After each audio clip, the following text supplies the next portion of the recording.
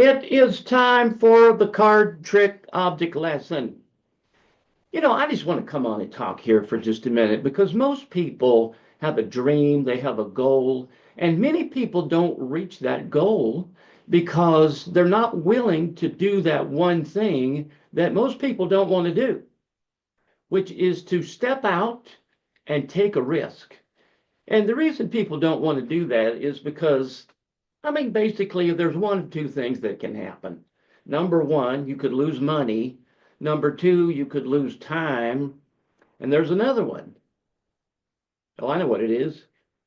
You could get embarrassed. You could put yourself out there and it could flop. What if you audition for the part and you don't get it? What if you write a book and nobody buys it? What if you create a product and nobody wants it? See, it's so much easier to stay behind the computer, to stay behind the phone. But if you're going to accomplish something, you got to step out there and actually do it. I did something like that today, and it was cringe. I just didn't want to, everything in you was going, don't do it. You don't know what's going to happen.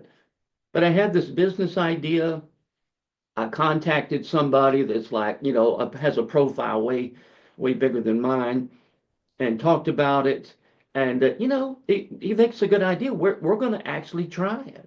Now, I don't know if it'll succeed because we haven't done it yet. And that's another risk.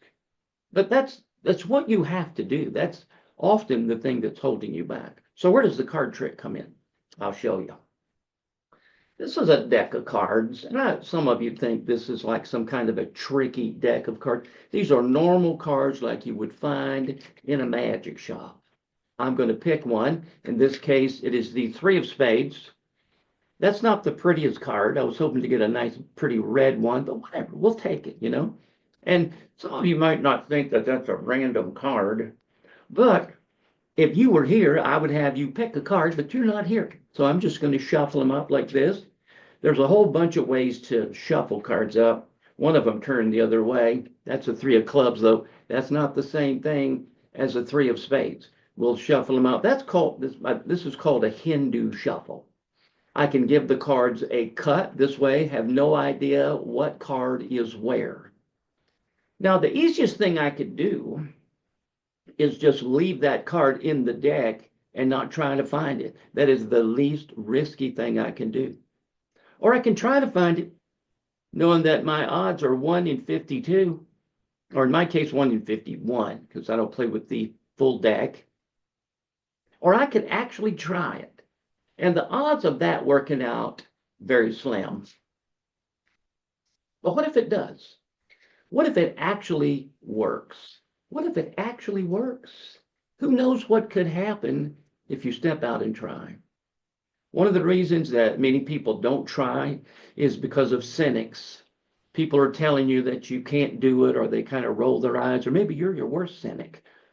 I wrote an article for entrepreneur.com, and it's called Ignore the Cynics. Hope is Your Greatest Asset. And I believe you will love that article. It's a quick read, it's a fun read. I'm going to do my best to link that in the comments. Go read it and hope it means something to you.